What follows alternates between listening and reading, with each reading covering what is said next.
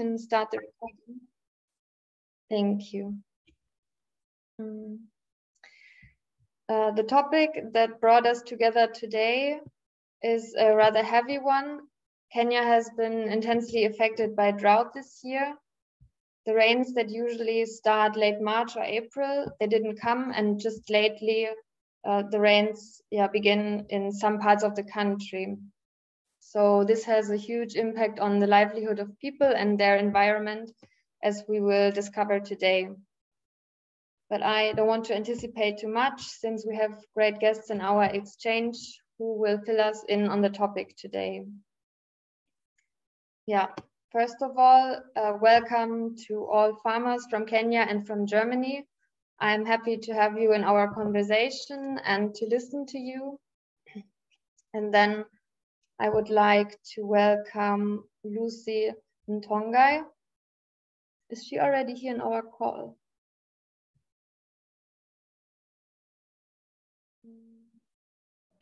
I would like to welcome her.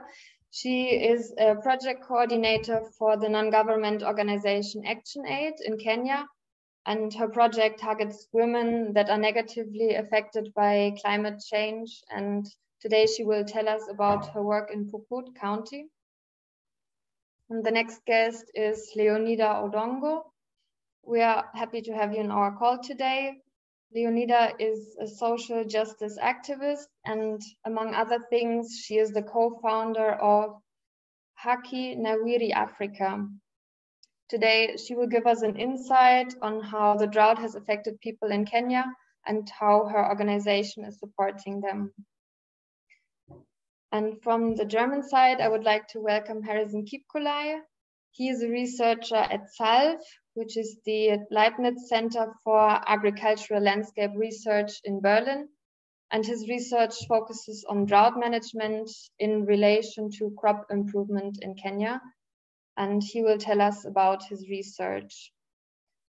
And our second guest from the German side is Simon Junge. Welcome to you. Simon is a farmer in Germany, and he also founded a CSA, which is community supported agriculture. And he will give us a perspective from the German side, how he copes with the changes of climate and periods of drought. So after listening to the speakers, we have a Q&A session where we invite everyone to ask their questions so we can get into an exchange.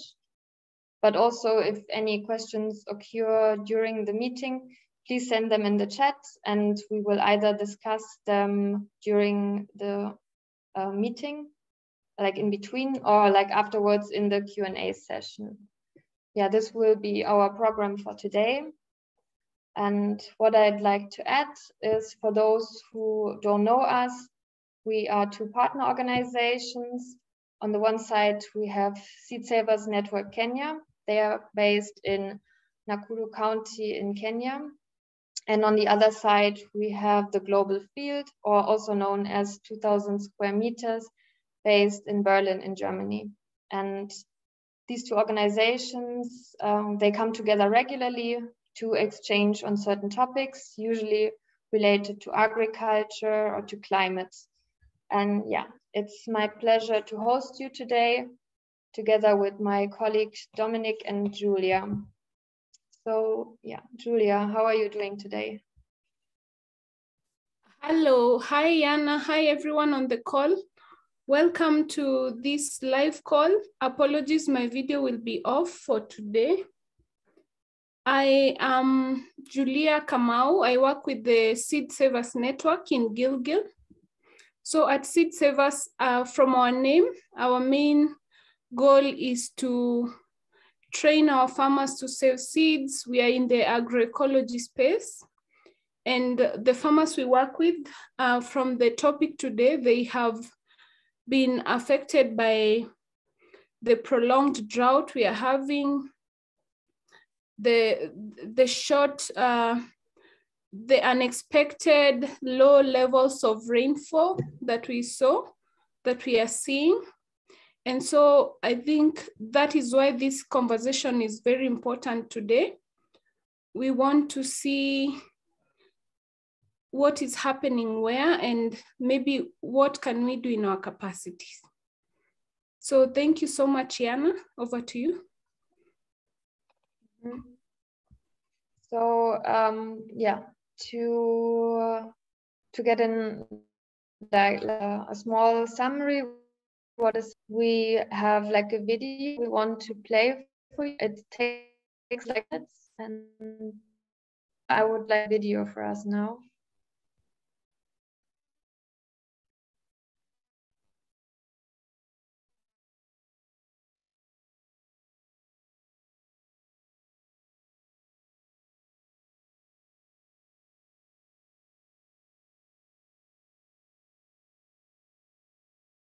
The video we are about to play is an extract from our national news on the situation of drought, mostly in Baringo County, which is where also our farmers are. So this is just a small extract of the drought situation.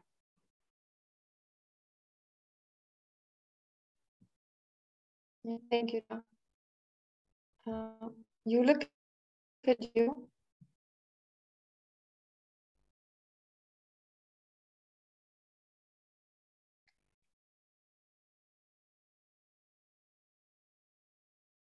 So I'm on it 1 second.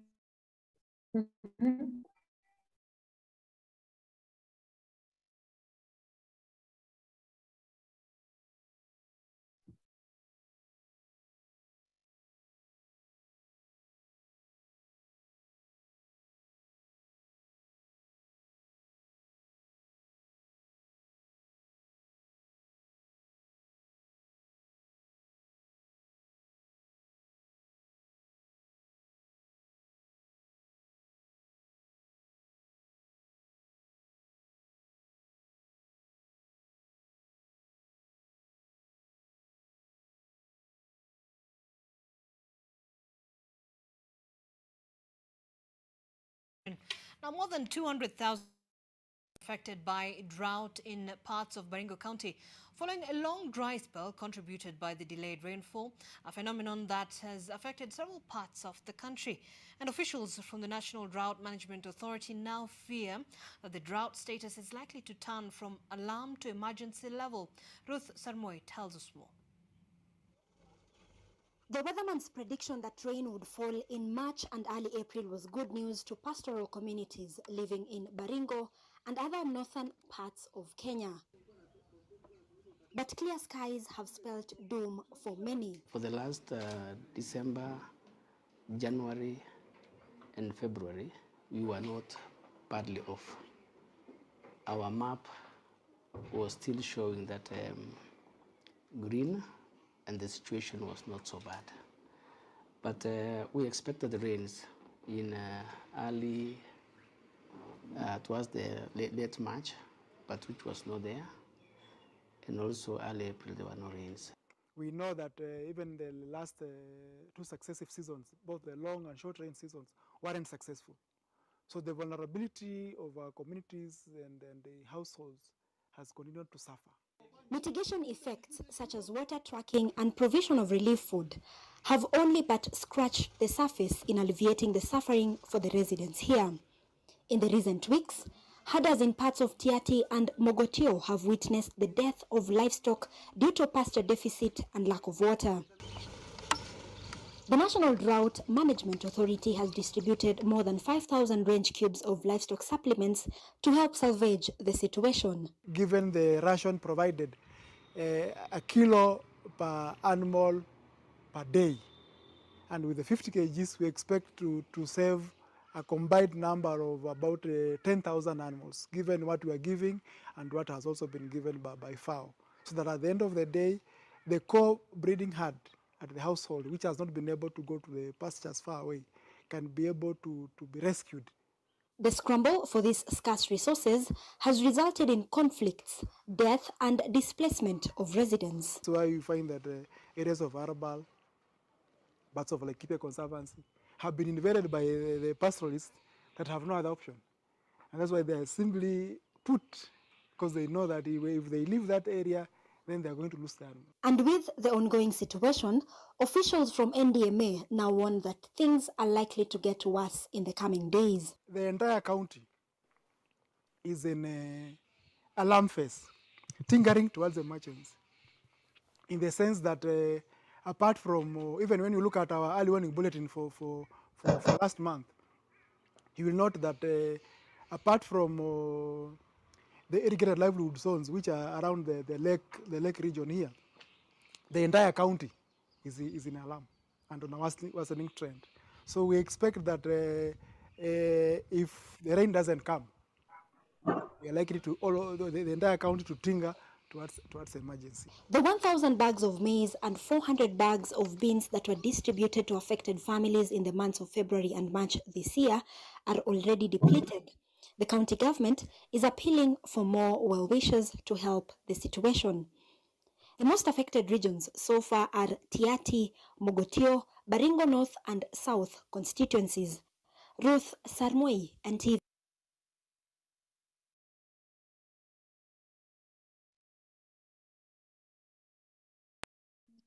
Thank you, Yulu, for sharing the video. So as Julia said, this was from the news from the past days. So this is like the current situation in Baringo, which is a county that is like in the north of Kenya. And I would like to hand over to Lydia. She's located in Baringo and she invited some farmers to her office. She's part of Seed Savers Network. And yeah, we will now hand over to her and to the farmers to speak. Thank you. Thank you very much, Yana. My name is Lydia. I work for Seed Savers Network in Kenya, and I'm based in Baringo. And with me are farmers, Jennifer and Veronica, who will share their experiences about drought in Baringo, as they come from different villages, different areas. And I welcome Veronica to share with us her experience. Hi all, my name is Veronica. Actually, the situation here in Baringo is very bad, considering the fact that for us women, it is very difficult because we travel 10 kilometers in search for water. Our children, this has affected us so much because the dams which we used to depend on have dried. The boreholes which were around, their water tables are down also. So this has also affected the health status of our children. Malnutrition rate has gone very high because in families, an average of a meal a day. You can imagine how and the distance to school. I mean, the children getting a meal a day is actually very difficult, just because of the drought. Irrigation schemes, now the plants which were planted in the irrigation schemes have dried, and now the situation, there is even a lot of conflict because the streams have dried and the crops actually are wilting. So for us, it is very difficult.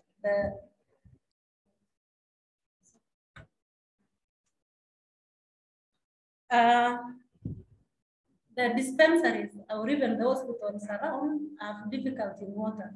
For us, for the women going to deliver in hospitals, is you can imagine the challenge with a woman going to a hospital to deliver without water. So there is really a big challenge. Around here, like I come from a place called Koriama, and in Koriama the dam actually dried, and irrigation scheme around Marigat used to supply onions and other crops, which women in the market go and buy and sell, and at the end of the day, they will have some income. So commercially, it has really affected the women. And as we speak now, actually the issue, our livestock again. Our livestock are undergone a lot we've lost a lot of them, and the remaining actually are suffering because of lack of water. This has also ignited the issue of insecurity. Because of the conflict in search of pasture. So the situation actually is very bad. The rainfall pattern actually changed. We used to get rain at around March, April, and a lot of it at this time. But now what has happened is really bad because there is no rain, and it's very bad.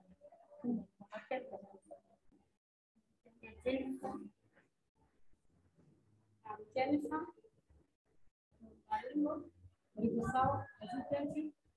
yes, my colleague has said that we have problems for this times. We know that there's a lot of drought, affected a lot of children, young children, they are not going to school. Caribbean microphone, please. Caribbean microphone. We can't hear you. Caribbean microphone.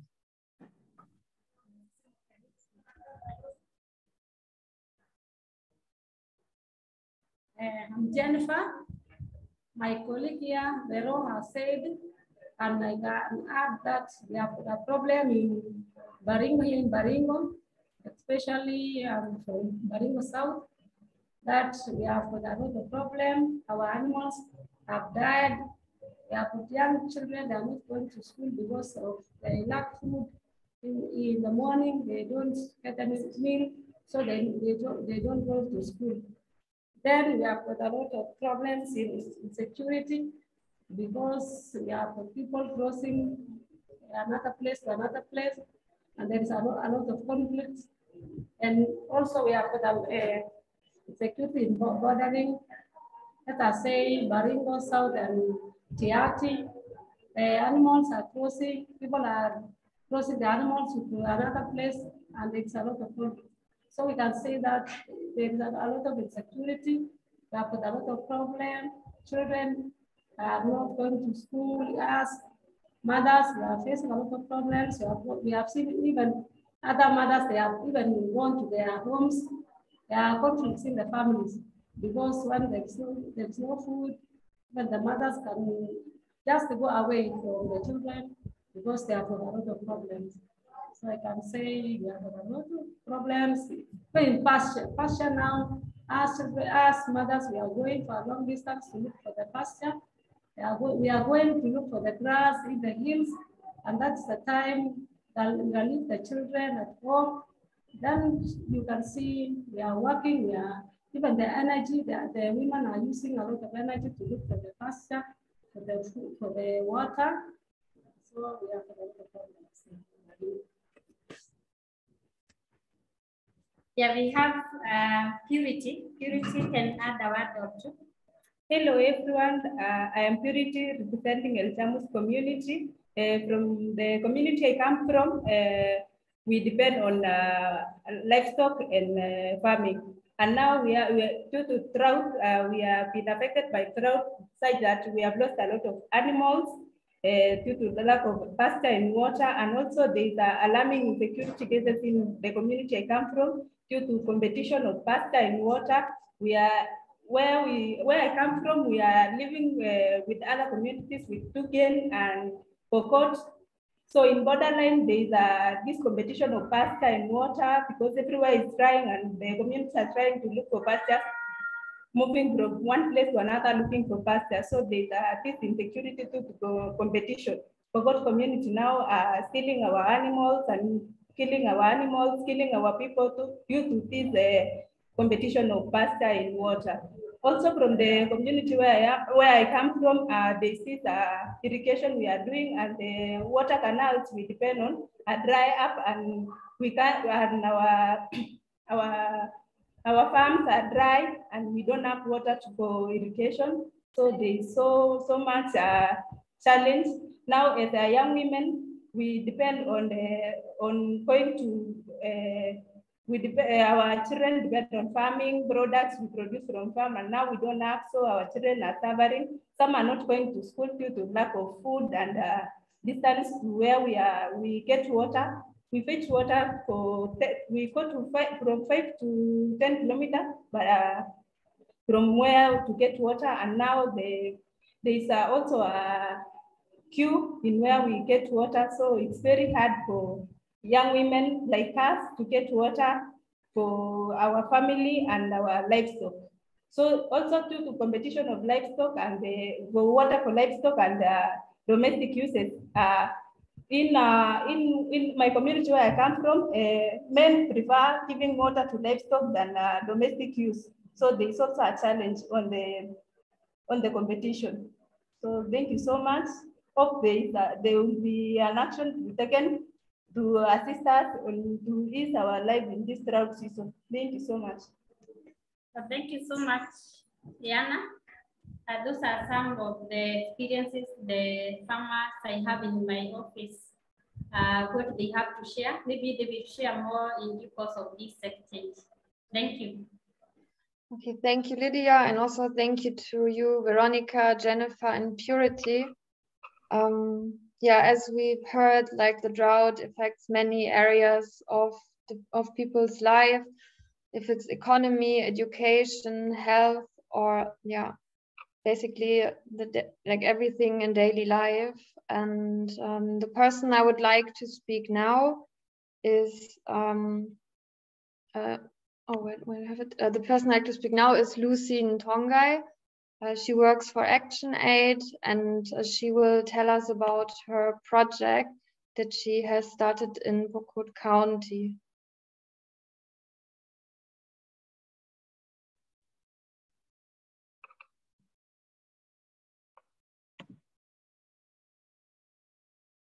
Lucy, can you hear us? Are you here? Yes, Jana, thank you very much. I can hear you all. I was speaking while on mute, apologies for that. So I'm excited to be part of this conversation where we are discussing very pertinent issues concerning the communities who are affected by the impacts of drought. And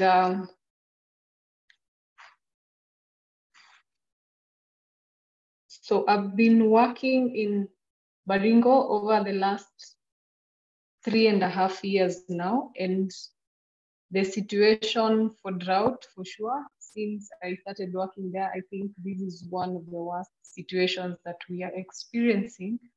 And speaking from the farmers and the communities' perspectives who have just shared with us their experiences, those are the first-hand issues that they are really experiencing. And also looking at it from a point where we have had persistent rain seasons that have failed, and even the March, April, May season is not promising at all. So the nature of harvest in the next 6 months is not quite known, because even as you drive through the different spaces as we go to the community where we are doing a lot of awareness creation, advocacy efforts on sustainable strategies that are able to support the communities, you see that farmers have really invested their efforts to make sure their farms are ready. Others had grown their crops with the rains that appeared for a few weeks, but unfortunately all that is drying up. So the little investment that they had is also going down the drains once again. So access to food and nutrition has been affected majorly.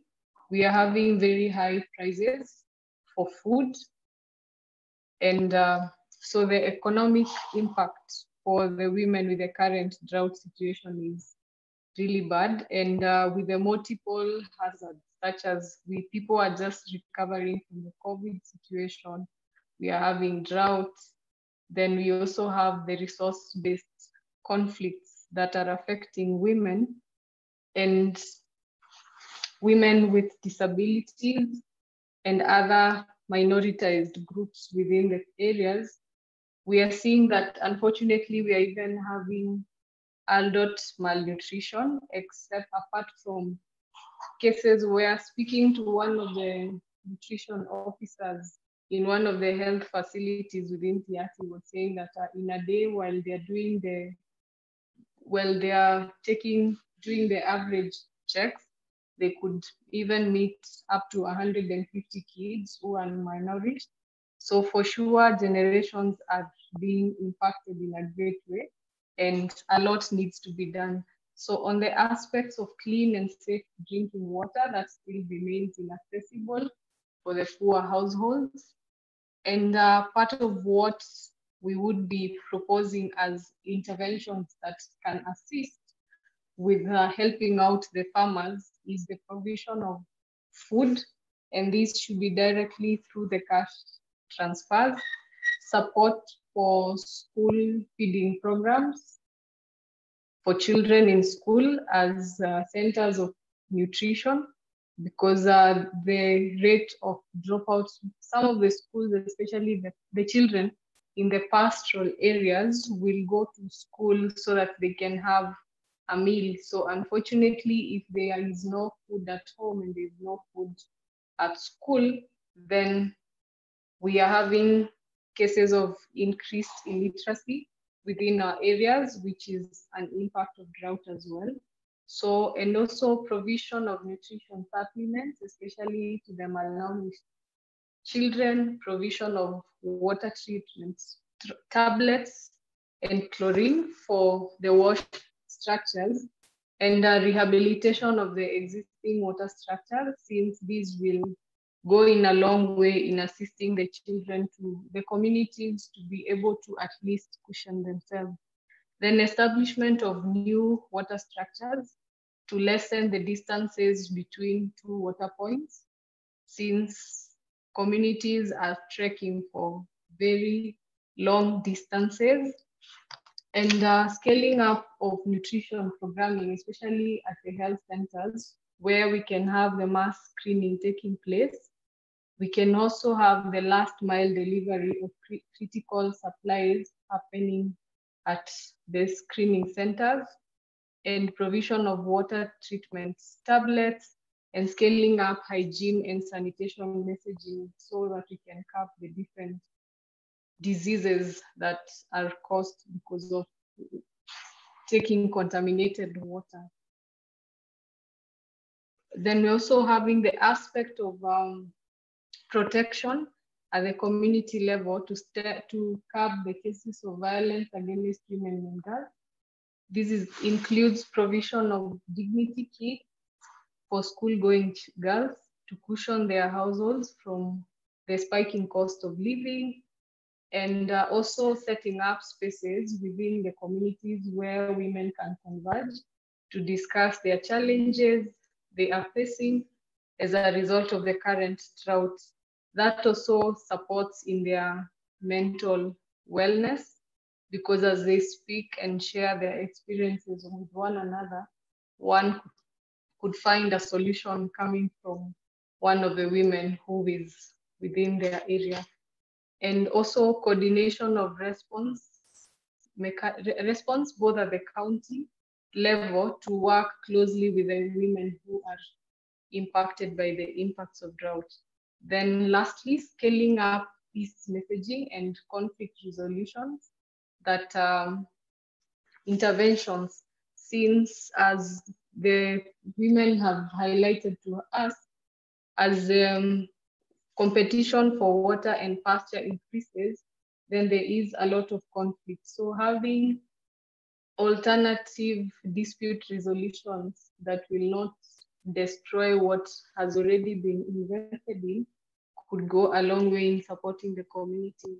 Then on recovery and long-term planning, it would be important for the different stakeholders to look at efforts around building resilient communities at the community level with diversification of their different livelihoods. So at the moment, what we have been doing through the Gender Responsive Alternatives to Climate Change project is to support the communities to understand that they do not only need to rely on livestock as a source of livelihood.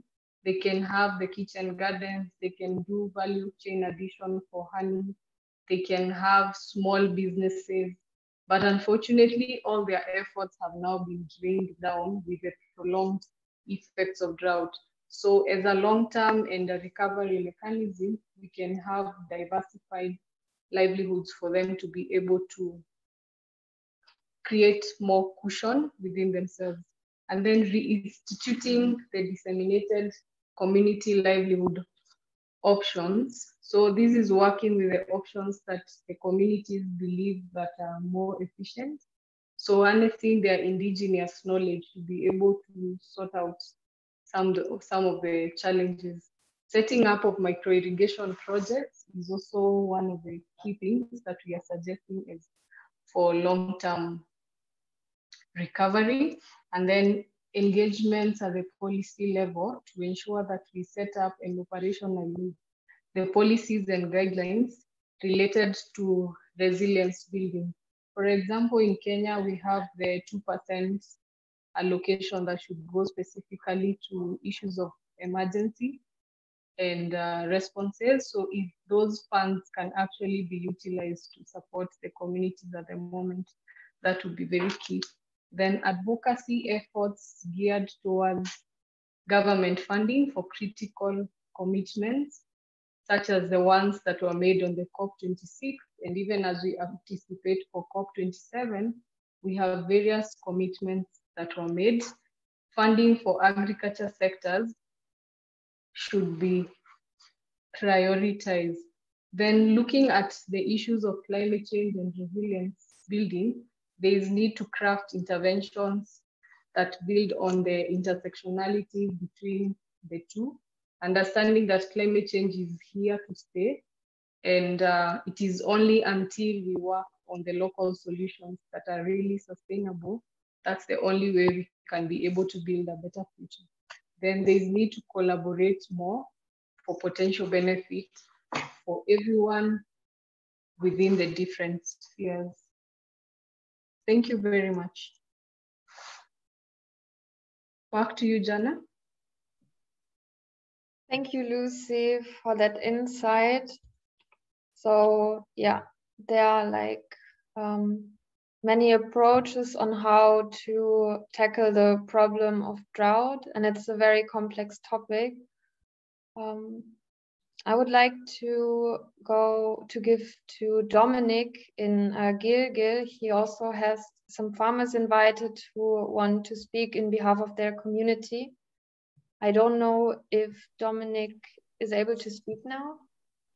Yes, Diana, I hope you can hear me. Yes, now I can hear you.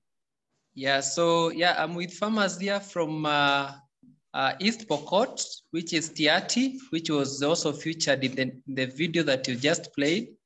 And also some representative from Nakuru, which is Gilgil, which is also affected by drought. And I would like at this time to give a chance to Anastasia from Tiati to also share her story and also experiences from the place. Welcome. Thank you very much, Dominic, and the entire team. I'm Anastasia Plilan from Tiati. Tiati is from Baringo County, the place that is mostly affected by the drought. It is an arid land. So I think you are the most affected. For the last 2 years, we've not experienced any rain, and our cattle men have migrated from the place to the neighboring country, that is Uganda. For the first time, we've not migrated to such places, but now, because of the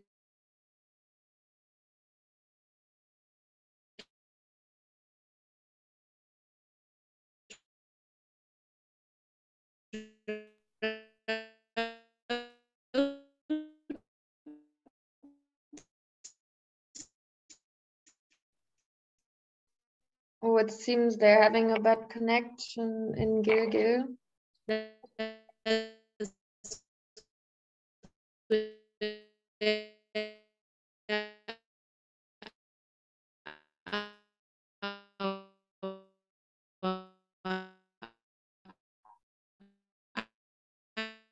Anastasia, if you can hear us, your connection is very bad.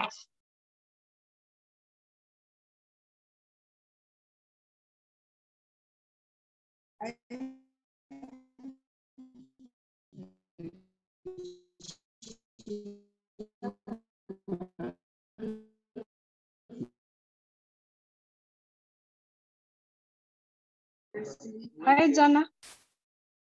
We are in the same room with Anastasia, so maybe she can just proceed on. Okay, yeah, that would be nice. Thank you, Lucy. Yeah, but we'll have the camera off because of the connection. Yes. Okay, thank you very much. What I was trying to say is the current situation in the community, that from the effects of the drought, women are the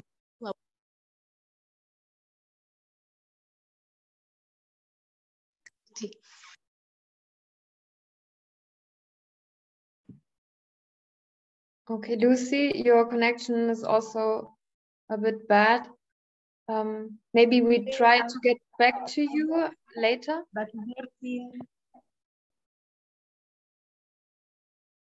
So currently, people are suffering there. We have several who have lost even their lives. But there's this issue that our government have been saying that these people are bandits. We've not experienced any intervention from them because instead of them coming where we are or in the ground to see what is going on there, to see that we are not only bandits, we are also people who are champions on peace. There are those who are Christians. By the way, we are not, all of us, we are not bandits. So we just want to be treated just like the other communities. We are mostly affected because illiteracy level in that place is very high. So you see, we don't have any representative of human rights activists who can at least represent the community and give out our cries. We just, our people who have been representing us or hearing our cries are the NGOs like ActionAid, because even where we are currently, it is just because of their efforts. And even our grievances to be heard from other places is just because of ActionAid. But the government that we are voting for them, they have not intervened. They have not intervened to assist us. So what I could just say from that community is, please, this is our government. We all belong to you. In case of anything, just treat us like the others, like the other community. So please, these are people who are suffering. If there is any assistance, just intervene and God will bless you. Thank you very much. Thank you, Anastasia. So I think we could hear most of what you've said in the beginning. It was a bit crooked. So due to our time and our schedule, I would like to welcome our next speaker, Leonida Udongo. I would like to give the word to you. Thank you for this opportunity. And I'd like to request whether my presentation can be shared. Thank you. I think Julia's already in the screen sharing. Okay. Thank you. So basically, I'm going to be sharing the experiences of Haki Nawiri Africa in terms of our intervention on issues around climate justice and food justice. And just to give an overview of Haki Nawiri, we work under 4 pillars. One is gender justice. The other one is climate justice, which entails organizing community-based climate dialogues. We also amplify grassroots community realities in terms of, in spaces, for example, the United Nations Environmental Assembly, as well as the Climate Action Week, as well as the Africa Climate Action Week. And then we also work with young people, amplifying their human rights issues, but also organizing trainings for them on human rights so that they can be able to demand and defend rights. And then lastly, on food justice, we do technical and political education of the entire food production process. from soil, seed, care for crops, harvest and post-harvest. And when you do the trainings, these trainings are done in a farmer's homestead. And so everything that they learn, they can actually practice it. And every time we hold reflection forums, we call them tafakari in Kiswahili. And the aim of these reflection forums is to see whether they are internalizing what they've learned. And of course, it's also aimed at dismantling the dominant narratives that farmer seeds and traditional farming practices are archaic. Next slide, please. So if I can just give a situational analysis of Kenya and also link this to the testimonies that have just been shared about Baringo. I've been fortunate enough to go to Baringo, where we met Lucy in one of our climate justice dialogues organized by the Alliance for Food, organized in collaboration with the Alliance for Food Sovereignty in Africa. So just to share some of the issues that are happening in Kenya, for example, there's a contradiction. In one part, there are cases, rising cases of hunger, but also within that context, there are also rising cases of obesity. And this is because, particularly because people are eating junk food, eating the wrong food, and more starch food. And then there's a rise in non-communicable diseases. We are seeing, for example, cases like cancer, pressure, and all that. And then rising cases of malnutrition. And this has also been shared, for example, with the experiences of Baringo. And there's also criminalization of seed-saving practices by legislations through introduction of legislations, for example, the Crops Act, the Seed Act, and they have very punitive clauses within these legislations. And these clauses criminalize saving and exchange of seeds. And of course, it shows that even the great work that is being done by Seed Savers Network is at risk because of these legislations. Then we have techno fixes on our food systems. And this is being pushed especially by multinational corporations, where they're telling us that the solution to hunger in Africa, for example, is through adoption of genetically modified organisms. We're having GM trials in Kenya at the moment for cassava. And also there's a push for GM maize, as well as BT cotton. And what is being proposed is that this is going to solve the hunger crisis in the country. Of course, as people who are pushing for agroecology, we feel that this is not a solution. This is part of the full solutions being peddled. Then there's climate change related pests and diseases. For example, over 20 counties in Kenya were affected by desert locusts. And this means that access to food becomes a challenge for such communities. And one thing I want to point out is that in Kenya, farmers do not have insurance and they don't have subsidies. If you're a farmer, you depend on your own money. If you get any form of support, it's mostly in form of loans. So it means that if you're not able to have collateral to be able to get loan, then you're not going to get any form of support. And of course, there's a push for biotech as a solution to the climate crisis, and that is a climate and food crisis, and that is something I've already shared. Next slide, please. And if you look specifically, for instance, to individual indigenous communities, there are rising cases of conflict as a result of natural resources, pasture and water, and this has also been shared.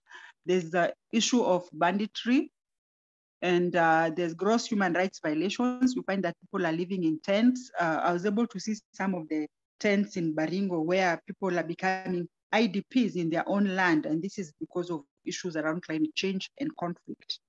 And there's also the occurrence of conspecification of cattle. Kenyan cattle pastoralists because of drought, they went to Tanzania and the cattle got confiscated. And it's on record, the Tanzanian president saying that Tanzania is not grazing grounds for Kenyan cattle. And these pastoralists had to pay money in order to get their cattle back.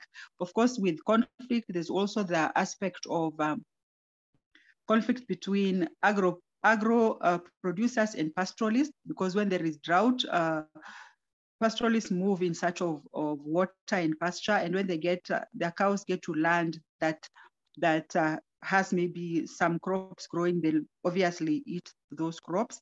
And one thing I want to say is that in Kenya we have different agro-ecological zones. You can find that some places there is slightly better productivity compared to others. And this is in part because of our geographical terrain. Next slide, please. If we talk about food injustices and specifically linking to the topic of discussion today, which is drought and issues around hunger, we find that the rising cases of hunger in the country, families can no longer afford to have 3 meals a day. People are skipping meals and even eating less food. The price of cooking oil has really shot to abnormal percentages, and the price of wheat has also gone up. And in addition to that, the price of potatoes has also gone up. And this is in part we're being told that it's because of the war in Ukraine, because Kenya also imports some food stuff, especially wheat from other countries. And then, of course, there is the aspect of disappearing seed varieties, because indigenous seeds are more resilient to climate change, but because of the push by industry and the dominant narrative that indigenous seeds cannot do well, indigenous seeds are not healthy and things like that. So farmers are going to get their seeds from the agrovet. Agrovet are becoming the stores of farmers. And this is in essence making indigenous varieties to disappear, either because of not being used, but also because of contamination with through maybe hybrid system and things like that. And of course, through biotechnology in labs. We've seen, for example, cases of GM cowpeas in Nigeria. And of course, we know that Nigeria is Africa's largest population, but it's also going to the multinational, it's going to be the largest market for GM products. Next slide, please. And just to share, like from a household perspective in terms of household food crisis, what is the Kenyan reality? How are Kenyans faring as far as food and drought is concerned? One is that there's a rising cost of food. People can no longer afford cooking fat. They're buying cooking fat in very small containers. You can, like if you go buy cooking fat, 3 liters, you're getting it at almost 1,300. It is too expensive. People can no longer afford to buy bread. The price keeps on changing. The price of milk, we used to buy milk at 30 shillings, 40 shillings. Now a packet is going for 70 shillings. That means that either you pour more water on your tea so that you can get a semblance of milk, or you go and take a black tea. And of course, just to share that the annual inflation rates in Kenya accelerated by 7.1% in May, and this was from 6.5 in April. And this ultimately means that the price of food is really going to shoot up. Next slide, please. What are the survival tactics by Kenyans that are being adopted now? Of course, eating less.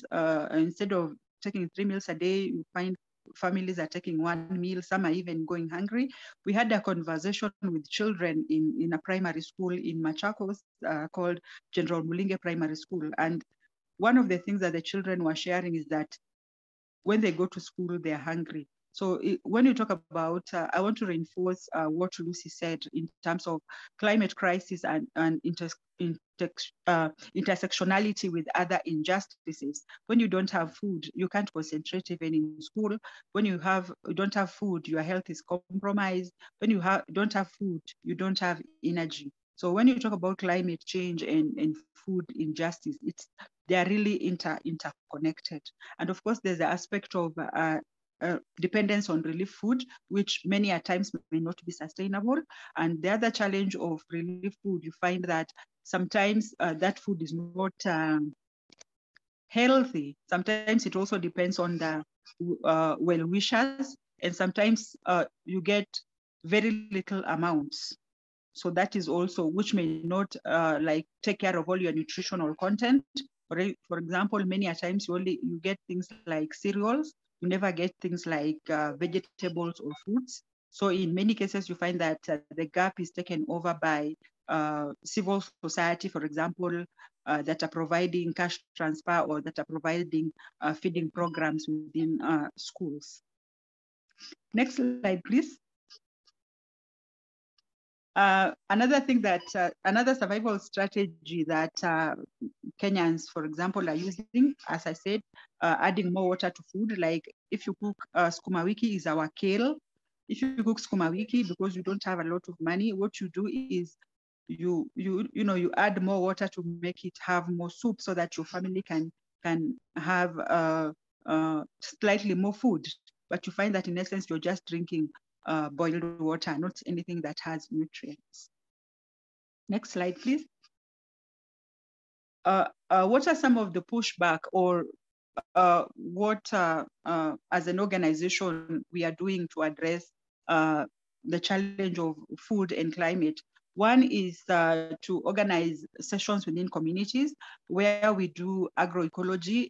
We train communities on agroecology using the principles of agroecology, for example, biodiversity, looking at indigenous seeds and resilience to climate change, looking at biological control as opposed to using chemicals. And of course, you also organize soil testing sessions where we look at things like water retention capacity, we look at soil texture, and then that's when we train farmers to do composting. We also have sessions on indigenous seeds where we encourage farmers to save their seeds. Next slide, please. We also organize online dialogues. Go to the next one. We also organize online dialogues, and this is, we link this to international days. For example, International Seed Day, where we bring participants from different countries to be able to share their experiences and also create a platform for us as Kenyans to share our in-country experiences.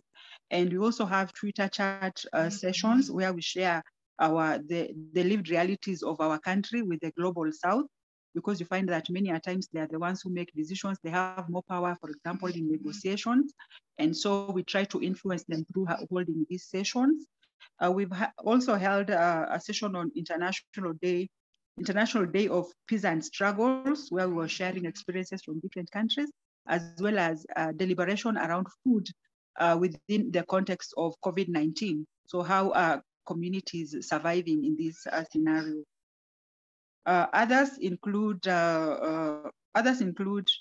organizing sessions in communities, especially informal settlements, because these are vulnerable groups, and also participating in negotiations. Like Hakinawiri has been participating in the World Food Programme civil society mechanism on food, specifically dealing with gender issues, and we're trying to push for agroecology and farmer managed systems.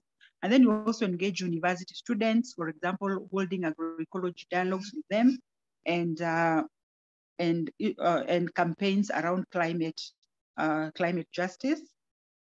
And we also organize community-based climate dialogues and in-country climate action weeks. The last slide. Thank you. Yes, thank you very much.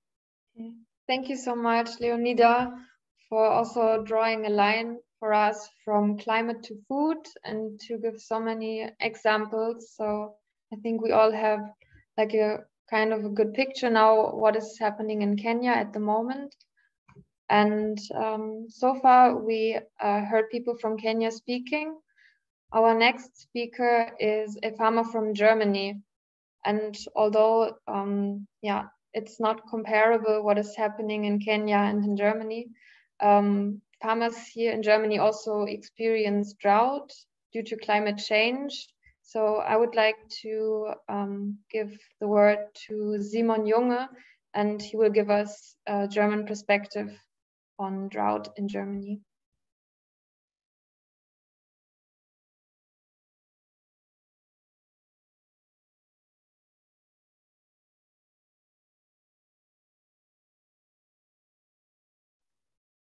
Simon, can you hear us?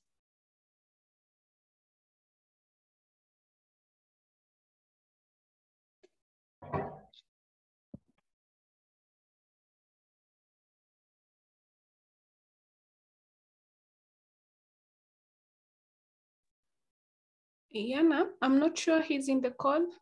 I see that he's in the call. Okay. But he's maybe not able to speak at the moment.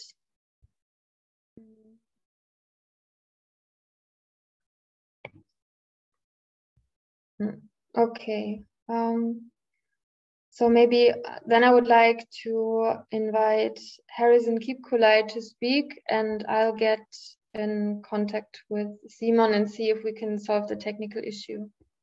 Harrison? Yeah, Yana, thank you so much. I just want to confirm whether you can see my screen. Yes, I can see your screen. You can go full okay. screen. Yes, Yeah. perfect. Good. Thank you very much, Yana, and the organizers of this meeting. And I am going to present just some of my work, which I am doing here currently in Germany as a PhD student. And it's actually a coincidence since I am also a Kenyan, and it was nice when I was invited to also share my experiences. And more so, I come from Baringo. So all the problems which have been mentioned by all the speakers, I can really identify since I was born and bred in that environment. So I will share part of my research and what I am currently working on at SALF and also at Humboldt University as a PhD student, and also try to provide a linkage with what we can do to support our farmers and our people back at home. So yeah, my title of the presentation will be Behind Maps to develop context-specific measures for enhancing productivity, crop productivity in Kenya. It's a GIS perspective. So as I said, I am a student at Humboldt University and also a PhD researcher at SALF, Leibniz Center for Agricultural Landscape Research. And SALF, I am working in a working group by the name SUSLAN, which is Sustainable Land Use in Developing Countries. And it is headed by Stefan Zipa, who is also on this call. And what SUSLAN is mainly doing is working with communities in Africa and also in Latin America. And they have a number of initiatives and projects in Africa and also yeah, more in Kenya. So they've been working a lot on matters on food security, energy, yeah, and also ecosystem services. So yeah, it has been mentioned by most researchers, Kenya is one of the countries located in the Horn of Africa, which is under threat of droughts. It's under threat of climate change. Now that 80% of the land is falling under the arid and the semi-arid region.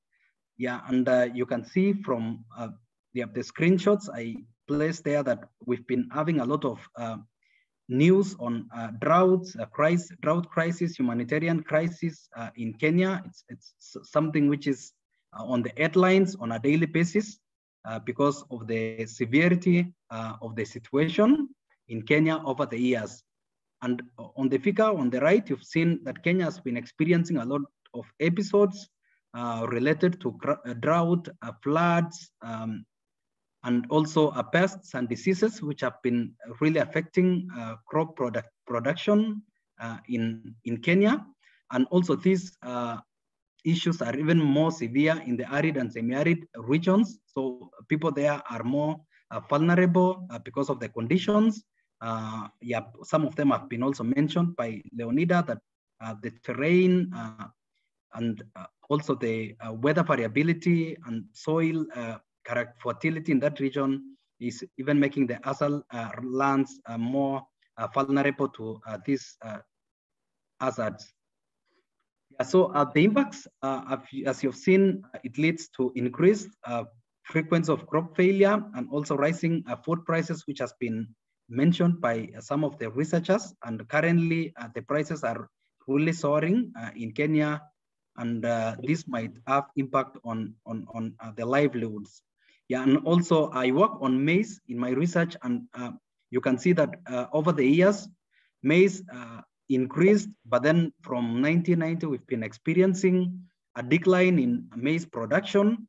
And when you also compare with the population increase, you can see that Kenya is really, it needs urgent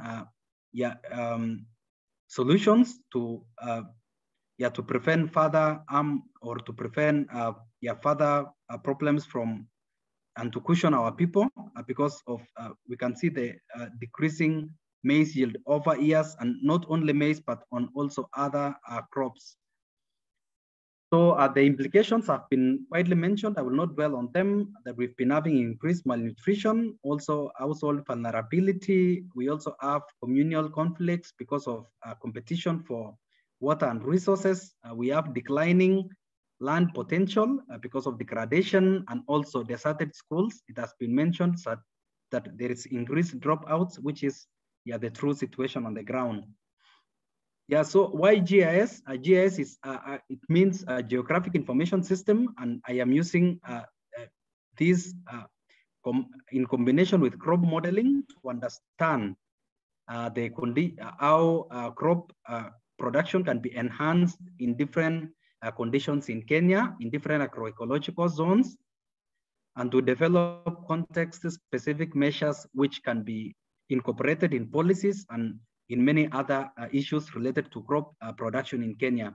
So GIS is important because it enables what we call spatial dependencies. Yeah, as you can, from Topler's law of geography, it talks about all things are related to all things, but close things are related to close things are more related than distant things. So someone mentioned about providing local solutions, which is really the core of this spatial dependency. And you will find that conditions of drought vary geographically because of also the geographical conditions. So you might find in some areas we have severe conditions, and in some areas we might have less severe conditions. So when we are addressing strategies, we need to account for the severities and the heterogeneities and variations in different regions, so that we can provide or offer optimal solutions for each and every region. So also GIS help us in understanding different thematic areas, drought being one of the most key aspect which has been addressed, and it is being continuously addressed in many studies. Also context is the key, as I have mentioned, that location is an important aspect in GIS. We want to see that what is really happening in a certain location and what could be the reasons or what could be the drivers of the patterns in that region. So GIS also helps to integrate with other spatial disciplines. Yeah, for my case, I am integrating with crop models, and crop models are basically tools which are used to simulate conditions in different locations. And importantly, they are used to simulate yield of different crops. And as I mentioned, I am focusing on maize. So maybe in my presentation, I will be dwelling much on maize, but also you know that it also applies to other crops. It can be used to simulate also legumes. It can be used to simulate vegetables, tubers, and many other examples. So GIS also can provide cause and effect relationships. This is what are the causes and what are the effects and what are the drivers. So it helps us to understand in-depth, it gives us in-depth knowledge on why patterns are happening in such a place and what could be the driving factors. Yeah, so as you can see, GIS is a powerful tool for visualization. If you can see on the map of Africa, this is what we call NDVI. It's a normalized difference vegetation index, which is extracted from NOAA, satellite information service. It actually displays the greenness of vegetation across Africa. And you can see, for Kenya, which is on the eastern part of the map, you can see that the vegetation conditions are only high in the western region. These are a part of the humid and the semi-humid agroecological zones, and they are even, the values are very low, meaning the greenness in those areas of the eastern part is very low. Moving towards the Horn of Africa. Yeah, and on the right, you can see the specific maps for Kenya, Ethiopia, and Somalia. It gives more information on the drought trends by year and on the drought frequencies, yeah, which is extracted from the link I just shared. So why GIS? GIS is an important tool because it helps us to understand the context-specific measures. So GIS is where you combine different kinds of information and mostly biophysical or geographical information to understand the driving factors in a certain location. So you combine different kinds of information, for example, slope, elevation, rainfall, land use, land cover, protected areas. For this case, case study which I provided, this one was for developing context-specific suitabilities for solar photovoltaic-based irrigation. It was to guide how solar photovoltaic irrigation can be conducted in different regions in Ethiopia, and it has also been done in Africa, and I am only providing a case of Ethiopia to show that GIS is a powerful tool where you can overlay many layers to show different suitabilities. So like on the map on the right, you can see that there are areas which are highly suitable for the photovoltaic based irrigation, and there are areas which are moderately suitable, and there are areas which are not suitable at all, and there are areas which are also unsuitable due to constraints. So what I am working is on developing specific conservation effective measures, which are important in different regions. And this I am using a crop model, which is called a serious maize.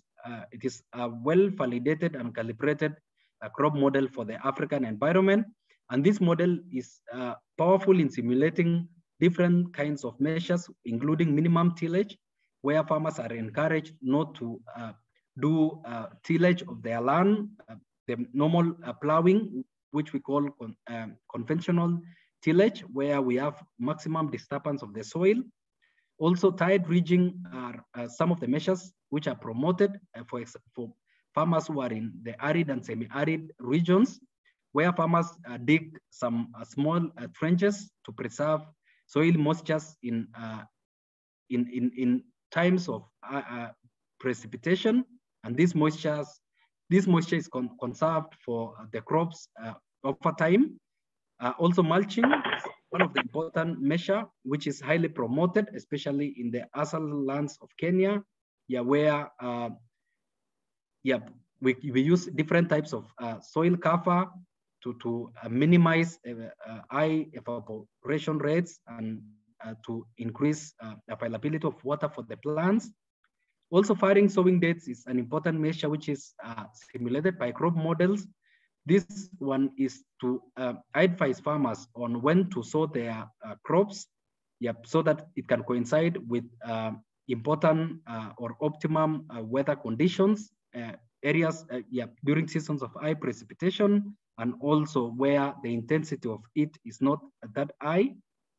We also have soil fertility enhancements, where farmers are promoted to use organic manure, crop residues. It has also been mentioned by Leonida, which is really important to preserve or conserve soil and increase fertility in the ASAL regions.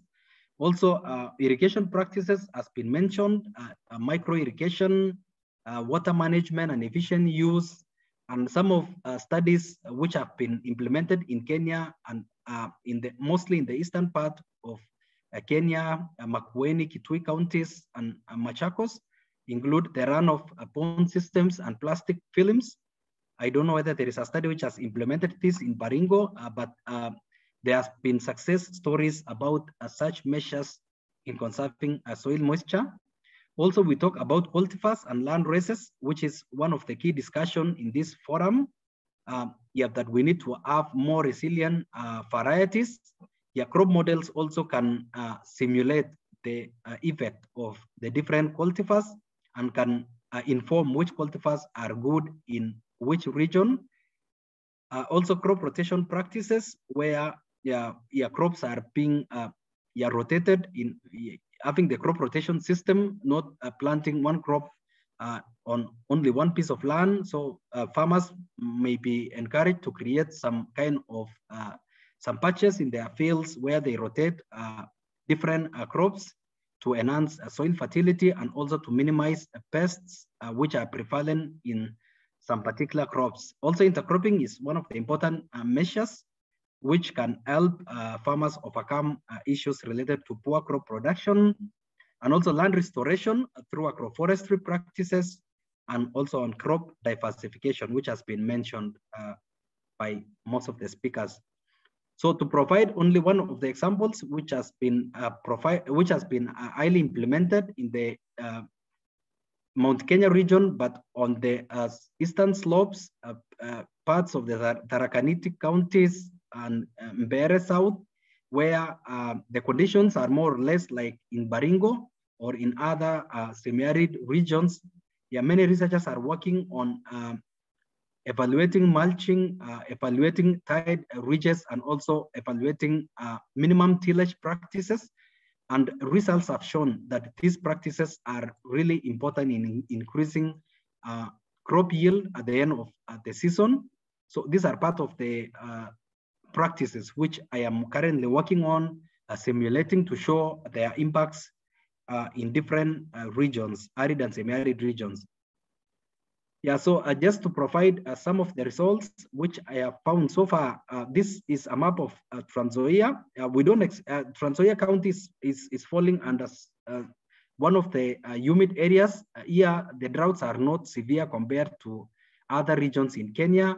Yeah, but I did a case study to just, because I was comparing some cultivars in that region and how crop models can be used to evaluate the conditions in that particular region.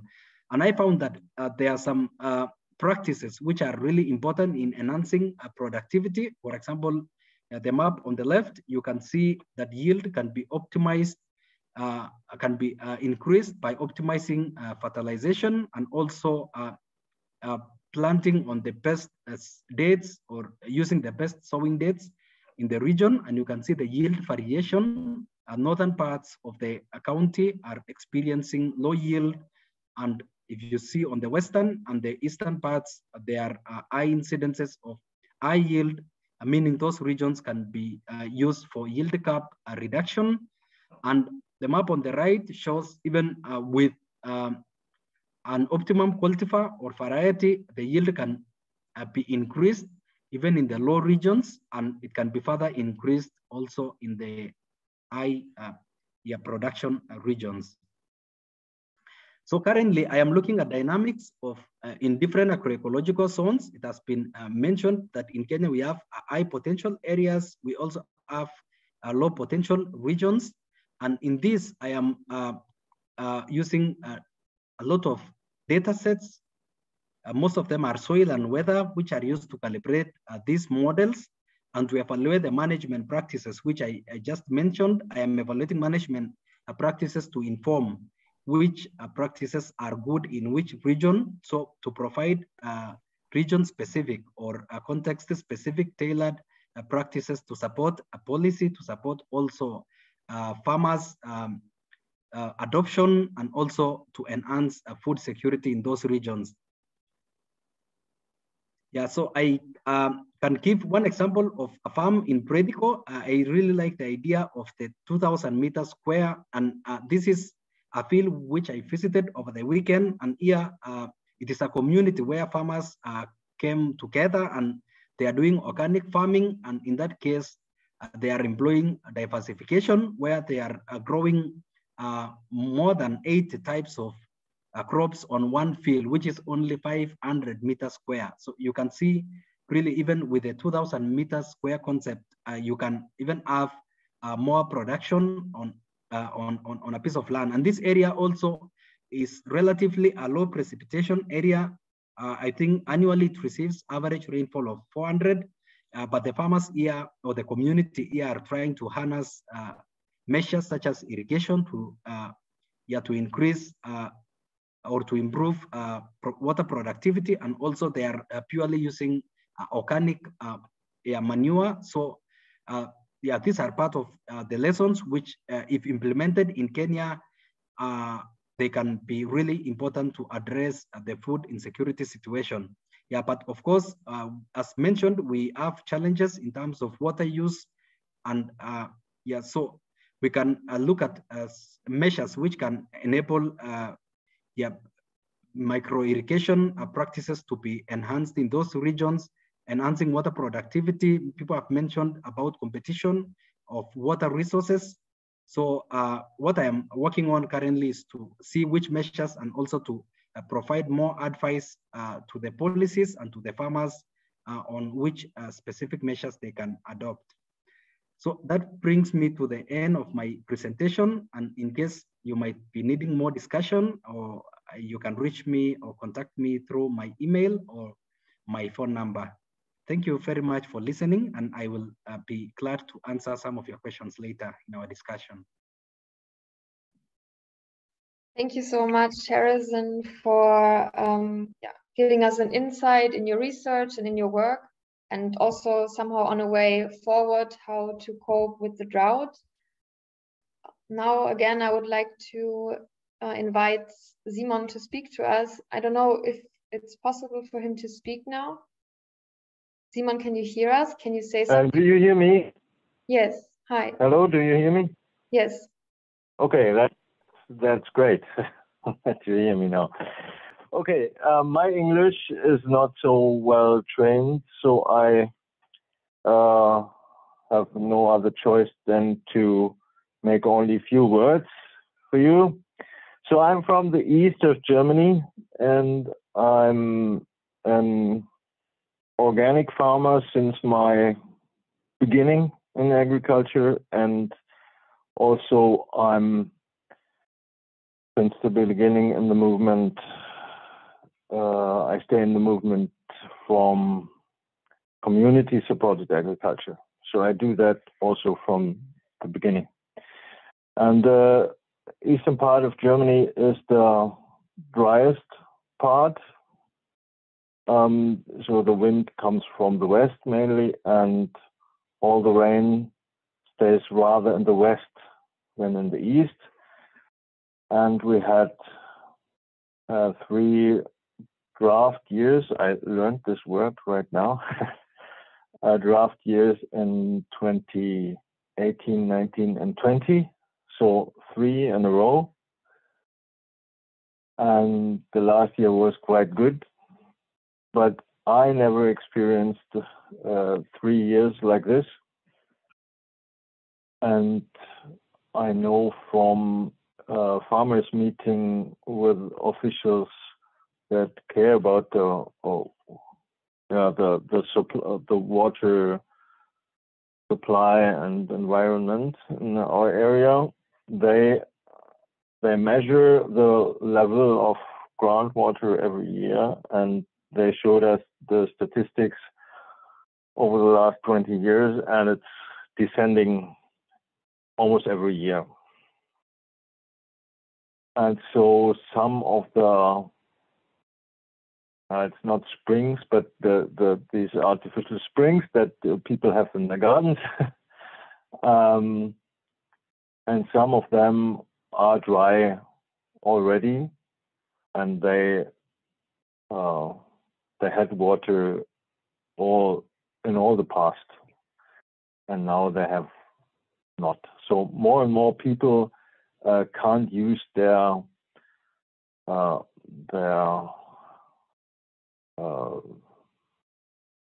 house water supply when it is from a drilling, and now I can. This is only my perspective on what the climate does in my area. So it is getting drier. And in my area, you can grow vegetables only with irrigation. And during these last 3 years, 18, 19, and 20, some people had problems even to have enough water for irrigation. it was quite short already, and so to me that was also a new thing to hear about this. So, but now some words about my work. I'm a fruit farmer, not the crop farmer or vegetable farmer. And the beginning of my work was to find a way to grow fruits that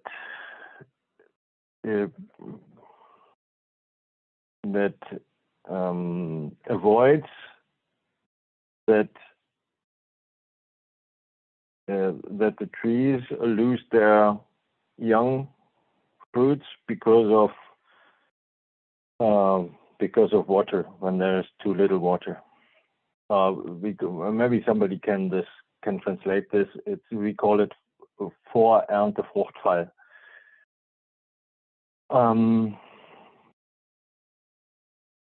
And then I started to do something different, which nobody does in Germany so far. I know. I started to sow the trees because I thought when I sow them and in the further development, I don't disturb the development of the roots. They will be able to get more water from the ground. So to be more independent from artificial water, from irrigation. And so I started to make, I started this method, this way of fruit growing with sowing apples and pears and peaches and apricots. So far, these 4 varieties, and with these 4, I have good experience so far. And this is a way to make plants really more independent from water supply.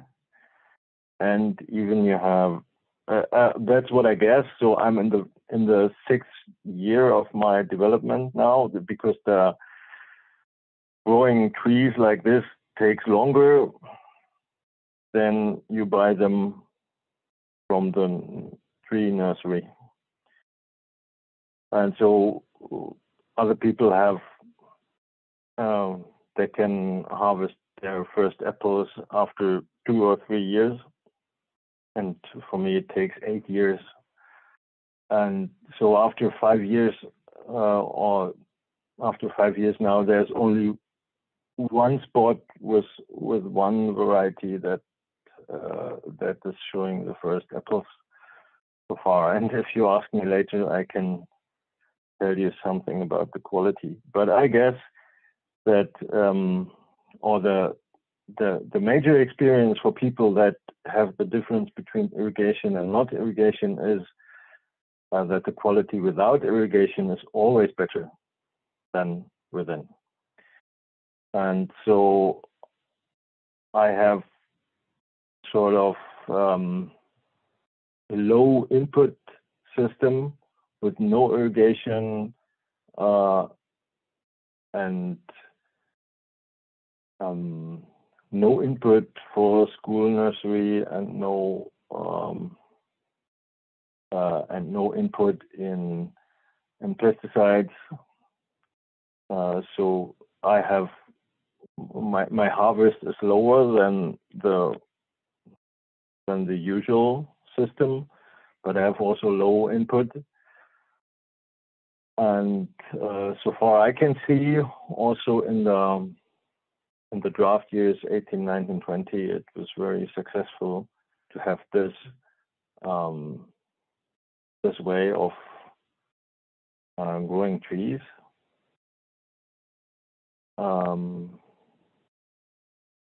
yes, and this is only for me. This is at the moment only possible on the basement of community supported agriculture, because I'm in a group of farmers. The others grow vegetables, and they of course do irrigation and everything. And in this community of growers and also the community that is the consumer community, it is possible to do experiments like this in a quite big scale, because I'm doing about 20 hectares of this. Yes, so so far maybe I would think that that the way of sowing trees would be a solution for areas that are usually not suitable for fruit growing, that are usually too dry and soils not good enough, as people say. So, but if you sow them, you can get good results even from soils and areas that people say they are not good enough for growing fruits. Yeah, so far, maybe with my poor English, excuse me. I'm not used Perfectly fine. Thank you, Simon. Thank you for giving us a perspective on like the German climate, and also like an incentive how to grow crops more climate resistant. And yeah, for now, like all our speakers were able to speak to us.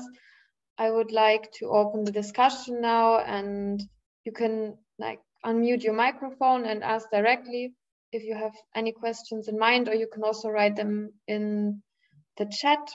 We want to like look at them together, and yeah. Let's see what comes up.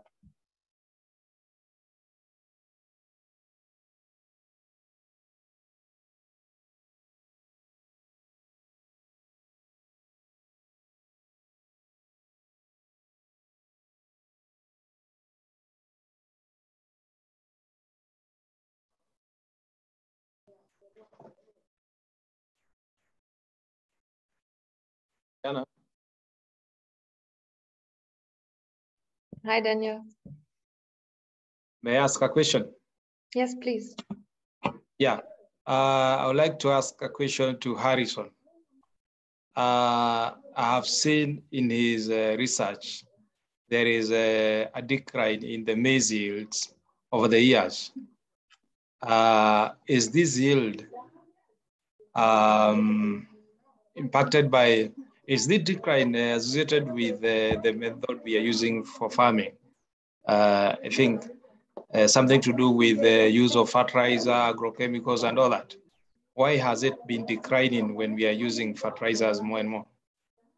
I don't know. I don't know whether you have something to say about that, Harrison. Yeah. Thank you so much, Daniel. I hope you can hear me. Actually, from the slide I shared, we've seen that yield as from 1960 it increased. Those were actually derived from the FAO statistics, and it is the average yield of the entire country, that is Kenya. And from 1980, the yield started to decline and kind of stagnated.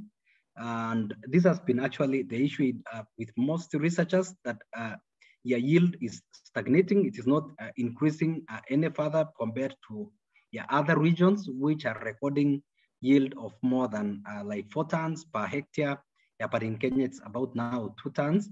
So this I can, from some of the literature which I have read, they are pointing, of course, partially to the degradation aspect of the soils, that over time, soils are losing its fertility, and also because of the harsh conditions for the weather, rainfall in most of the regions, they have observed that the seasonal rainfall, and there is within season and also between season rainfall variability in most of the areas in Kenya. So this is contributing to the overall decline of the yield in the country.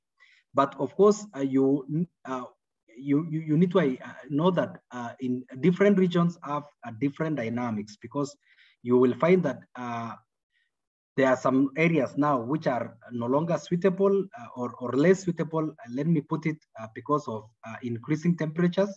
Yeah, because actually maize is temperature is one of the drivers of productivity and also rainfall. So this cumulative effect is bringing to the total average decline in the country. But it is good also to know the dynamics in a particular region, because you might find, for example, in Trans Nzoia, maybe the yield is decreasing, but in another region, they are recording an increase. So at the end of the day, this balance brings the yield to a certain level.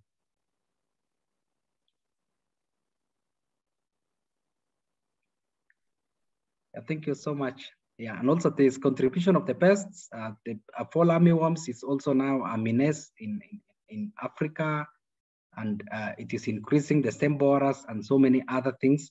But it has not been quantified really. What is the amount that we are losing per hectare? It is difficult, and most researchers are using empirical methods to just assess because it's difficult to quantify directly the amount of maize which is lost due to these pests.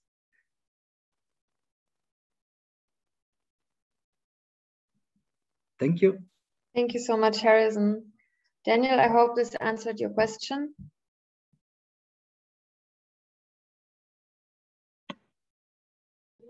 Yeah, maybe the way land is being cultivated is affecting soil fertility.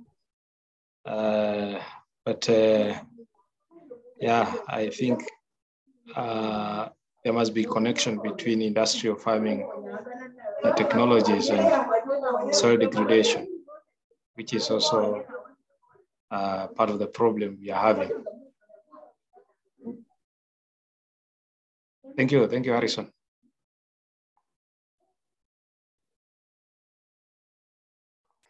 Is there any other question to one of our speakers? I saw Lucy had to leave the conversation. But besides that, please feel free to ask questions. Yeah, Yana, a farmer here has a question. I don't know who can speak. Given the situation as it is in the region, how can we be helped?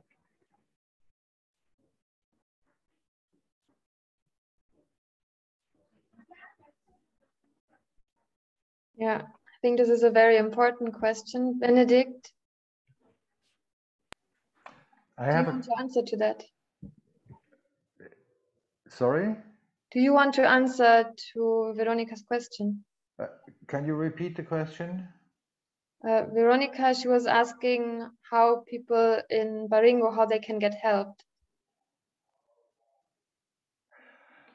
Well, this is a pretty broad question, actually. There are charities here in Germany and all over the world who are collecting money for food relief, immediate actions, and so on and so forth.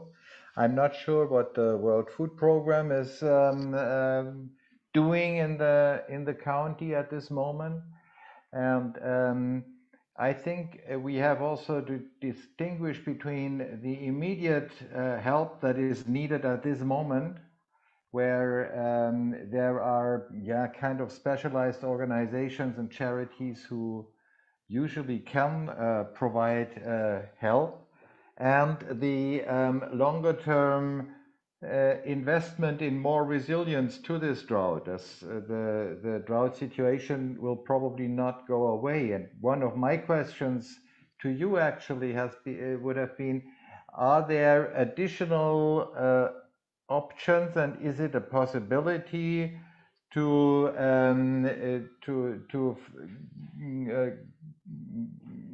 get irrigation, to get Brunnen, what is to drill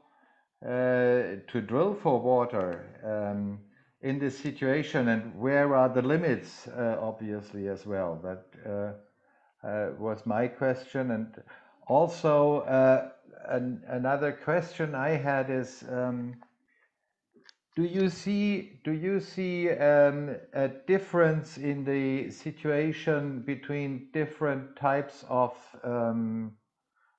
agricultural practices as a consequence of the drought now? And obviously, I understand that the immediate disaster is mainly also the loss of the animals. And is there any program to replace these animals once they could be fed and watered again? These would be my questions. And if you had any direct suggestion of what we could support on the ground at this moment, we would be happy to hear it. I'm not sure how much money we could raise, actually. I'm not, I don't want to promise anything about it, but yes, we could try to be of help if we get direct instructions to this end. Okay, so we got like 3 questions from Benedict. The first one is the fountains, like how is it possible in Baringo to get to water supplies, or what is like a method to gain water there? The next question is on agricultural practices, like is there any difference when it comes to farming more climate resistant? And then the last question, what could you, from the Kenyan side, what would you, like, where do you see the need? Like, how could help from like other countries look like?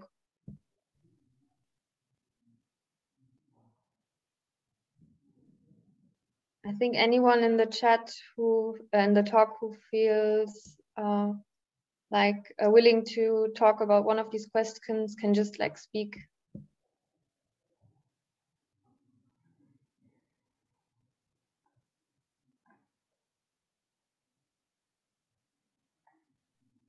Yes, Harrison. Yeah, maybe I contribute to the first question by Benedict. Whether there is a possibility of getting irrigation. Yep, having also done some studies on the potential of Kenya or in general, or even in Baringo, for example, for irrigation, I can say that the potential for irrigation is very high in these regions. It is only that I think synergies need to be put in place. Counties, I know Baringo County has been advocating, and they've been really promising the locals on establishing irrigation, water conservation structures to help them in times of water scarcities. But I understand this has not been put into place. One of the projects which was really ambitious by the county government was a dam by the name Radat Dam. And in those regions also we have other dams which, for example, the Kirandich Dam, which is in the Cabernet area. There we have sufficient water, and there have been really a question whether the water can be used for irrigation or for only domestic purposes. Yeah, and I can also say during times of downpours, we really lose a lot of water, and this was biggest concern by most people, that why during heavy downpours, we lose water due to runoff. We then don't harvest this water to use in a later, in late times of crisis. So I think, one of the solutions is maybe to harness knowledge between the different stakeholders, bringing in government together, because they also play really a very big role in financing these projects, and also the people in science who can help to give their advice on the feasibility of these water structures. For how long can they hold water, and such cases, and which are the best structures which can be done in different regions.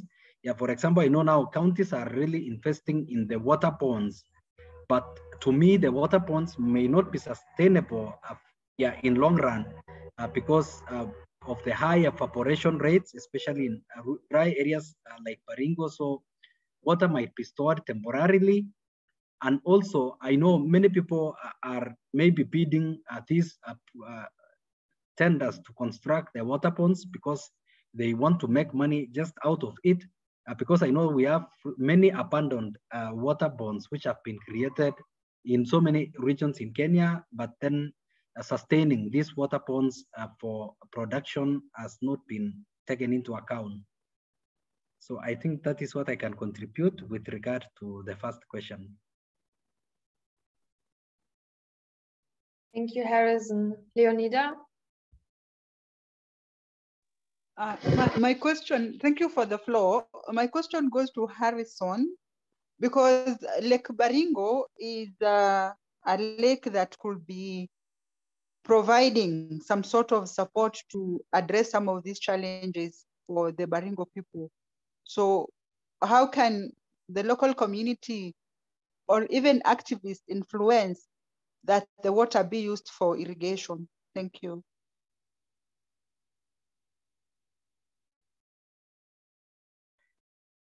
Thank you, Leonida. It's good you mentioned also about the issue of Lake Baringo, which is really one of the fresh water resources and an important resource in Baringo for that matter. And you've brought in also an idea of how can it be used? I know there are a lot of issues playing. There are a lot of issues around surrounding the use of the lake, or the water from the lake for irrigation. Despite the fact that we've been experiencing, I think for the last 10 or so years, the water level has been really increasing. And I've been also asking myself, why can't we use this water maybe to irrigate some of the regions? Of course, I understand there is irrigation in River Bergera, which is one of the supplies to the lake. People are doing some irrigation along the river channels. But then it brings an idea of conservation, and also the government comes into place. Of course, you also know that there are politics into it. Of course, about the sustainability of the lake and so many other issues. But this actually can be one of the potential sources for irrigation water. But then I know it really needs a lot of actors, and as you said, maybe politics can also fall into place. So maybe as scientists, we can see whether this amount of water or the increase which we've been experienced can be tapped and can be used and advise government, the county government both, and the national government.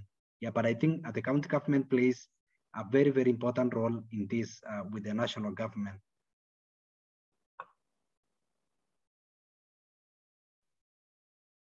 Thank you, Harrison. I see Lydia is raising her hand. Yes, Veronica want to give her suggestions. For our case at the moment, the issue of the dam, which got dry, actually requires desilting. And if that one can be done, it is going to help. And then also the issue of boreholes is actually a major requirement on our side. And also, yeah, we also require dam liners to help in controlling the loss of water.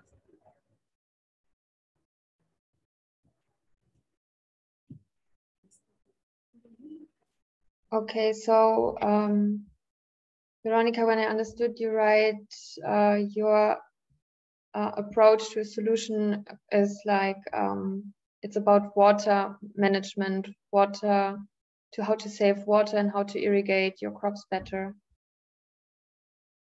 Okay.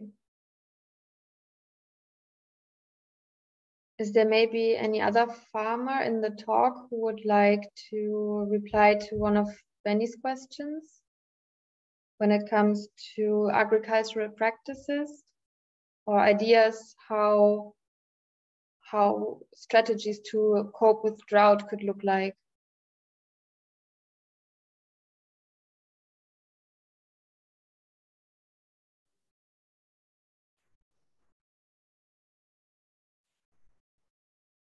Yeah, I can make some comments. Yeah, for me, I think part of our problem here is the agriculture policies that we have been using. And the policies that tell farmers, all farmers, irrespective of whether they are big or small, or irrespective of whether they live in a high moisture area or drought area, to grow the same thing using the same method with everyone else has been very bad. And I think part of our problem is those policies are not really made by the government, or they are not even made by ourselves, but they are made by agrochemical industry. They are made by people who are interested in selling agricultural inputs. And all what they want to do is to sell. And they want to sell fertilizer, chemicals, and every other thing that they have. And they influence government in a way that the policies look like they are going to help. And as we have seen in these studies or in the research, we have had decline of yields, and Kenya now is importing food more and more. And the more we embrace green revolution technologies, the more we are losing in terms of food security. Therefore, change of strategy in terms of how we do our farming, reforestation, and protecting our environment would probably help a lot. And of course, we also have a problem with our food security policies also, because our policies on food security is based on maize. And having only one food crop, as opposed to what we used to eat as Africans many years, we are used to have diversification in terms of eating cassava, yam, even very drought-tolerant crops like sorghum and millet. That would have helped if everybody was looking at what is possible to grow in their area to feed themselves. We see, to me, there is a collusion between input suppliers and millers, especially of maize, who are selling flour. They collude in a way that, for instance, they say, even if there are some people, even in government, who think it is good to have a mixture of maize, millet, and sorghum in the flour, they resist that. And they want to say, we must have white flour, which is what is consumed by most of the people in the country. And we end up having the farmers, because they need to get market from the millers, using hybrid varieties so that they can be able to get the white flour. And the flour and the millers obtaining maize from the farmers when it is white, and they don't have to do a lot of work. They don't have to have different machines for milling or mixing. They only need to have just one type of machine and being able to pack it the same way. And therefore, it makes it easier for themselves, while the seed companies are happy to sell hybrid maize so that they're also making money. And when they sell hybrid, they are also able to sell fertilizer and other chemicals that support production. Therefore, it's all on policies, and we have a problem with our research. Like Harrison now, as a researcher, the researchers within our country are not researching based on our priority because of lack of funding. They get funding from foreign countries, from foreign companies, from other people who are probably setting research priority based on their own terms. And what we really need to know through research is never get to be investigated. And therefore, what perhaps come from the research is what we are not able to consume.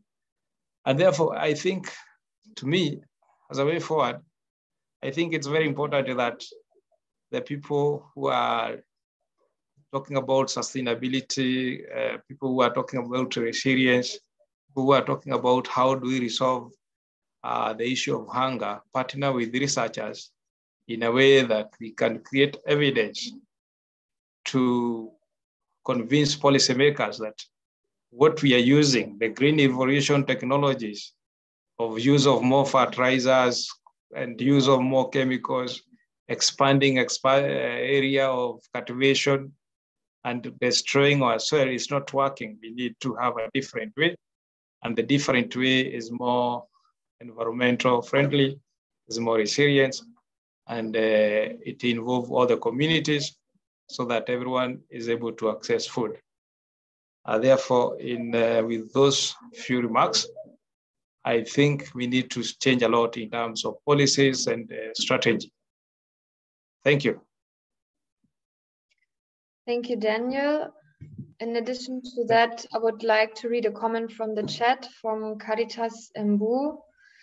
It says, currently the rains are very unpredictable in Kenya. We need to continuously capacity enhance our farmers on what to look for when buying inputs, adopt more indigenous crops, not relying on seed buying, using organic soil fertilizers, methods which will not require frequent use of chemicals, regular testing of soils to ensure we are giving the correct nutrients, etc. Thank you for that comment. And Daniel, also thank you for your input. So based on getting more into research that suits the purpose of like farmers in terms of food security and climate, and to adapt to the climate and to change policies.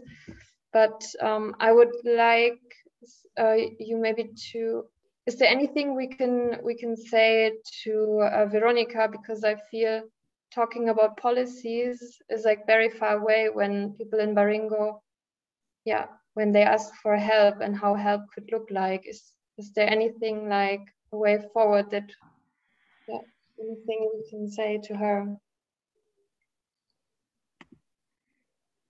Can I say something about this?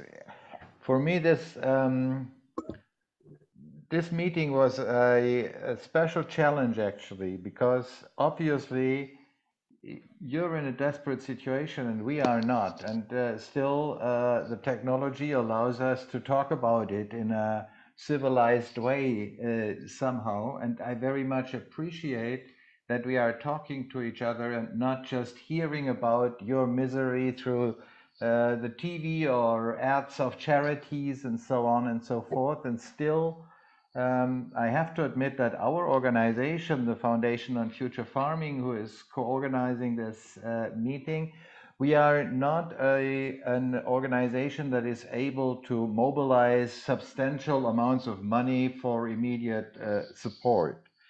We can, however, and I think we should do that and talk about it further on amongst each other. We could eventually try and promote a single project in the region where we would say, here we know the people, please help making this possible to relieve the situation as it is.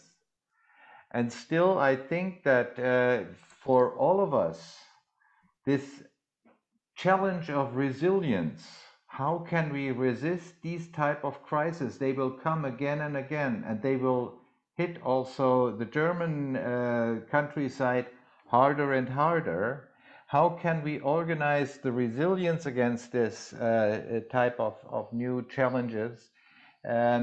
That is the real work we have to address, and we have to find ways and means to cooperate. And as Daniel just mentioned, one of the contributions we could probably help to provide is to also talk about what kind of research is really needed, what kind of longer term support for developing concepts of how to resist the drought that will come again, even if it is over at some point in the coming month. There, I think we can develop a joint agenda. And still, as I said, it has been a challenge for me whether we should organize such a meeting and such an exchange. And as I said, if you have a concrete project where we can provide some of our feeble resources, I will be happy to assist, of course, in this present situation.